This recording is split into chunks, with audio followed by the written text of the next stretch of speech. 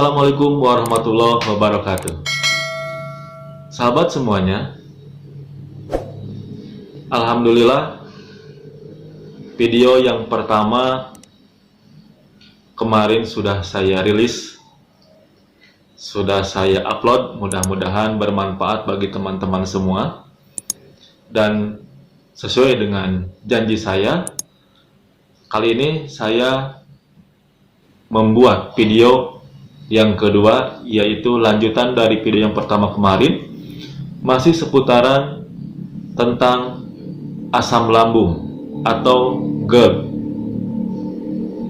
Baik teman-teman, kemarin saya sudah jelaskan efek dari GERD itu atau asam lambung itu 1000 sensasi ya teman-teman. Mungkin teman-teman di rumah juga yang mengidap asam lambung itu akan tahu bagaimana reaksi atau efeknya dari asam lambung itu sendiri.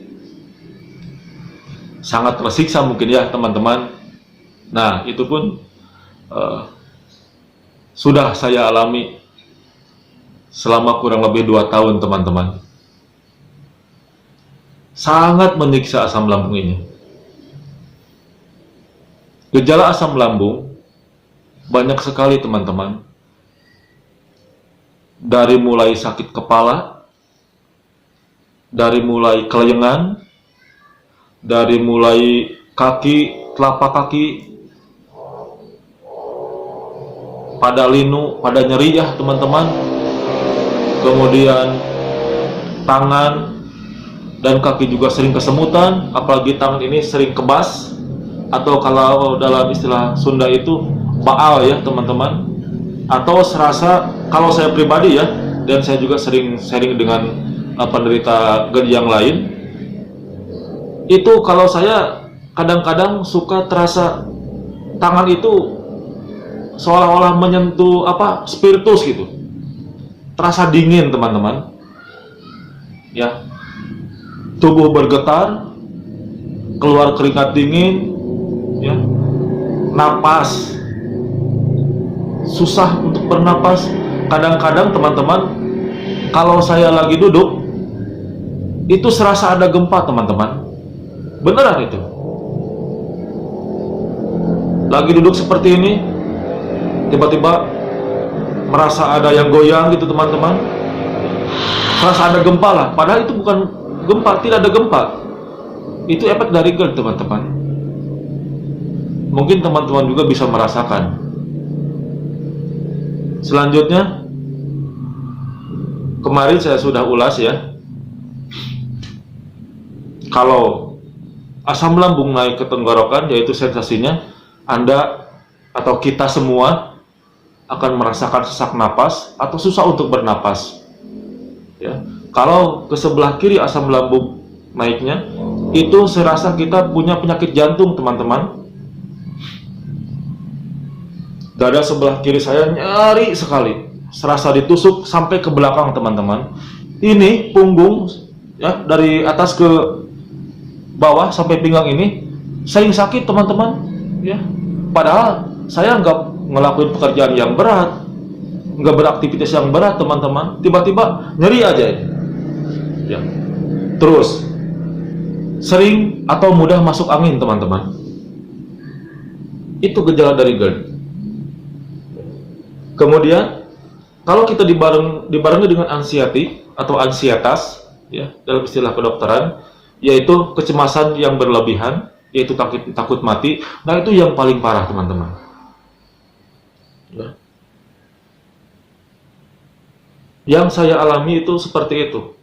Tidak mudah bergaul atau tidak suka bergaul dengan orang banyak, sukanya menyendiri, pengen tidur terus, pengen rebahan terus ya. Kadang-kadang emosi memuncak.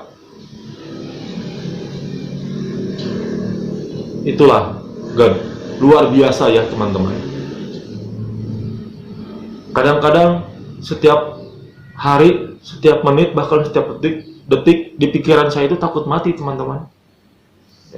Apalagi kalau dengar orang yang mati atau meninggal atau wafat gitu ya, yang lebih halusnya lagi. itu jantung berdebar teman-teman, ya. Tubuh bergetar, pundak berat teman-teman. Seperti itu. Kalau saya dengar orang ada yang meninggal atau wafat, seperti itu. Kalau mau bepergian pun itu sulit teman-teman. Karena apa? Ya takut meninggal, takut tabrakan, takut inilah, takut itulah. Mungkin teman-teman juga bisa merasakan, ya. Terus kalau asam lambung naik ke telinga, seperti yang sudah saya bahas kemarin, itu telinga saya mendengung teman-teman selama 3 bulan, yang sebelah kiri, ya. Dan alhamdulillah sekarang jauh lebih bagus lagi, tidak ada mendengung teman-teman. Sekarang saya sudah sembuh, ya. Nah, kemudian makanan apa saja atau minuman apa saja yang tidak boleh dikonsumsi oleh penderita asam lambung atau GERD. Kalau dari segi minuman ya teman-teman, saya ngasih tahu nih, jangan minum yang dingin, apalagi es. Jangan minum yang panas. Jadi selama GERD itu masih ada dalam tubuh kita, sebaiknya kita mengkonsumsi minuman atau bukan minuman yang di warung ya teman-teman, maksudnya air hangat lah, air yang di rumah, tapi yang hangat, bukan yang panas teman-teman. Kemudian yang tidak boleh itu soda, minuman yang bercampur soda, ya. Segala minuman yang ada sodanya itu nggak boleh teman-teman. Terus minuman yang ada di warung-warung teman-teman, mohon maaf saya tidak bisa menyebutkan merek dan jenisnya karena saya takut menyalahi aturan teman-teman. Yang pasti penderita GERD atau asam lambung tidak boleh minuman yang seperti itu teman-teman, ya. Nah, kalau makanan itu beda orang beda yang dirasakannya teman-teman. Misal begini, tetangga saya sama penderita GERD. Saya kalau makan semangka, buah semangka ya, manis kan teman-teman, enak, saya tidak jadi masalah. Tapi tetangga saya justru jadi masalah. Nah, itu bedanya GERD atau asam lambung. Jadi tergantung imunitas tubuh kita teman-teman, ya. Kalau buah yang asam itu nggak boleh, ya. Kemudian kayak nangka, ya.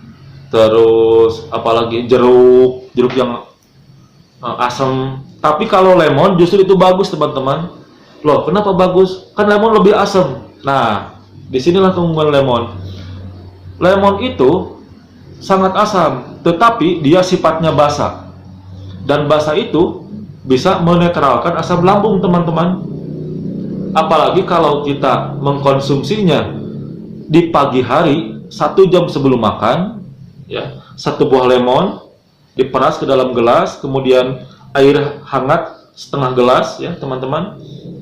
Kalau ada, lebih baik dicampur madu asli teman-teman, atau kalau nggak ada bisalah madu yang ada di warung-warung gitu ya, 1 sendok madu itu tiap pagi.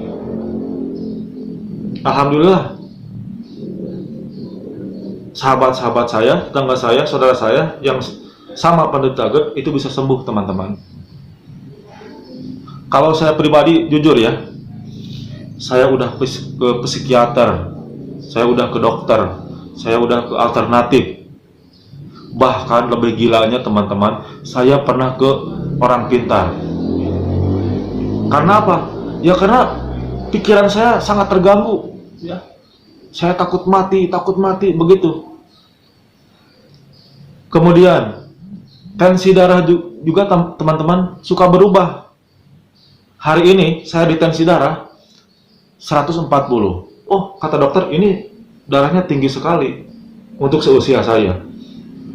Besoknya saya tensi lagi di tempat lain 80 teman-teman, atau 90. Nah, ini kan sangat-sangat tidak masuk akal. Dalam kurun waktu sehari Masa iya tensi darah saya berubah secepat itu?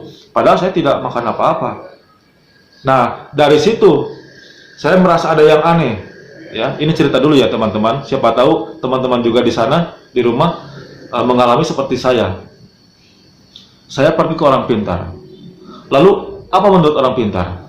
Kamu kena guna-guna katanya. Ya. Semula saya percaya teman-teman. Ya, tubuh kamu ada jinnya katanya.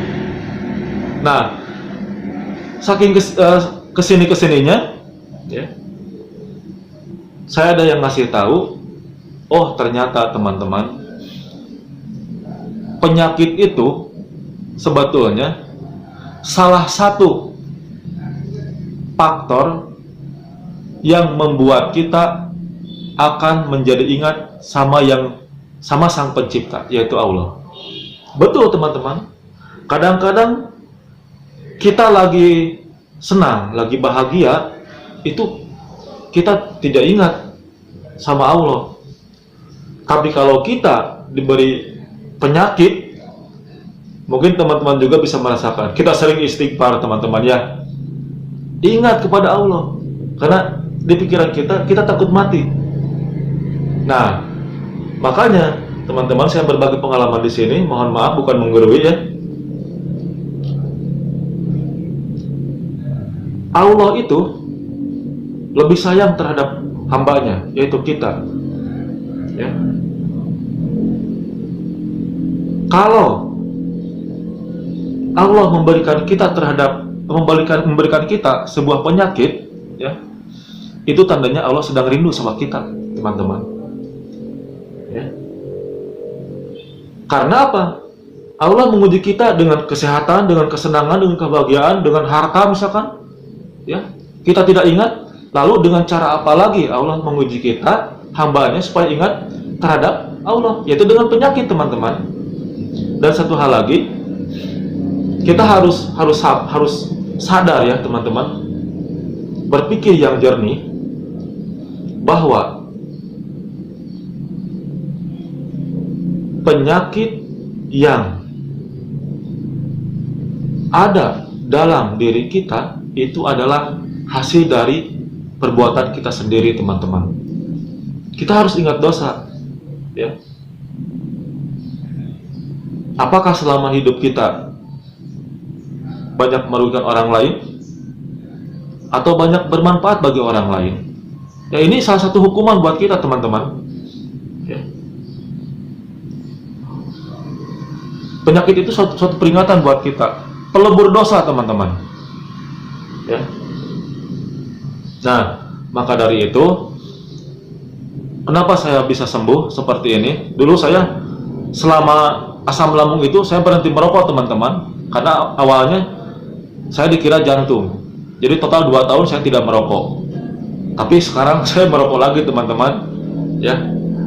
Bukannya saya senang merokok, justru saya ngerasa nyesel gitu. Kenapa saya bisa merokok lagi? Tapi ya itulah yang dialami saya sekarang, ya. Kalau saya sarankan teman-teman di rumah, kalau sudah berhenti merokok, jangan merokok lagi lah. Nah, efek dari GERD itu seperti yang saya bahas tadi, membuat kita panik, pikiran kita panik. Karena apa? 60% penyakit itu ditimbulkan dari pikiran, teman-teman. Bukan dari makanan kok. Memang awalnya menderita asam lambung itu awalnya dari mah biasa, teman-teman. Karena ya kita sering lupa makan, kadang-kadang tidak teratur gitu ya. Makan kopi, minum kopi, makan gorengan dan yang lain-lain ya. Karena penderita asam lambung itu tidak boleh makan gorengan. Kalau istilah dokter ada istilah benjol itu. Bagi penderita asam lambung itu tidak boleh memakan yang namanya benjol. Apa itu benjol? B-nya bayam, E-nya emping, N-nya nangka, J-nya jeroan, bisa jeroan ayam, jeroan sapi, jeroan kambing, pokoknya jeroan hewan ya. Saya ulangi lagi, B-nya bayam, E-nya emping, N-nya nangka, J-nya jeroan, O-nya otak-otak, dan L yang terakhir lemak. Ya. Dan paling berkontribusi dalam tubuh kita, lemak jahat itu dihasilkan dari gorengan, teman-teman. Nah, itu sangat-sangat berbahaya ya bagi kesehatan. Jadi kita harus mengontrol diri aja terhadap makanan. Tapi yang saya tadi katakan, beda orang mungkin beda ya.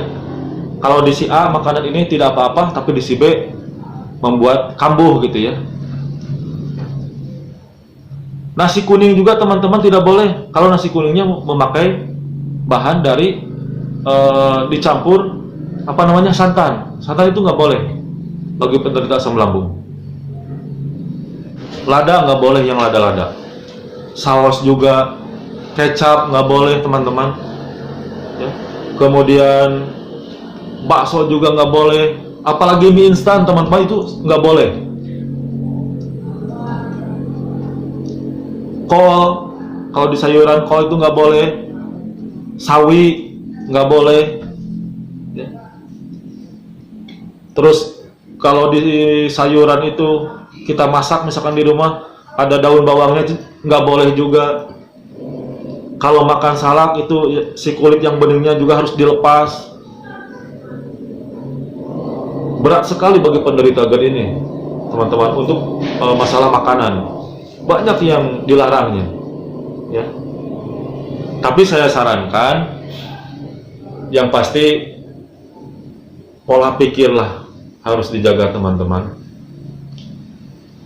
Banyak berserah diri sama Allah, banyak dzikir, banyak istighfar, banyak baca Al-Quran. Karena apa?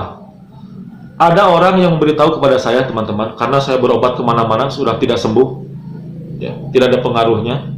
Kemudian ada seseorang yang memberitahu terhadap saya, katanya begini, obat susah, obat senang, obat sedih, obat musibah, itu semua ada di Quran. Maka bacalah Al-Quran dengan rutin. Dan itu saya lakukan, alhamdulillah teman-teman. Kemudian saya sering sholat malam teman-teman, sholat taubat, banyak istighfar, banyak dzikir, dan itu alhamdulillah sangat berpengaruh terhadap penyembuhan saya teman-teman. Dan kalau di herbal, memang saya dibantu dengan herbal teman-teman. Saya mengkonsumsi bawang dayak, bawang dayak serbuk. Itu bisa teman-teman dapatkan, ada di Shopee teman-teman. Ya, silahkan beli saja. Dan sampai detik ini pun saya selalu minum bawang dayak itu. Ya, cara mengkonsumsinya jam 9 pagi teman-teman. Ya, ambil 1 sendok, kemudian disitu diseduh seperti kopi saja. Nah, malamnya jam 9 malam. Tetapi sesudah meminum bawang dayak itu, kalau jam 9 malam tidak boleh makan atau minum yang lainnya lagi. Ya. Paham kan teman-teman? Ini saya hanya berbagi pengalaman saja ya. Mungkin hanya itu teman-teman video yang saya buat di video yang kedua ini, di part 2 ini. Semoga bermanfaat ya bagi teman-teman. Saya ucapkan, siapapun Anda, dimanapun Anda, bagi Anda yang mengalami asam lambung atau GERD, saya doakan semoga cepat sembuh, tenangkan pikiran, tenangkan hati, jaga pola pikir, jaga pola makan, dan jaga pola tidur. Oke? Semoga bermanfaat. Assalamualaikum warahmatullahi wabarakatuh.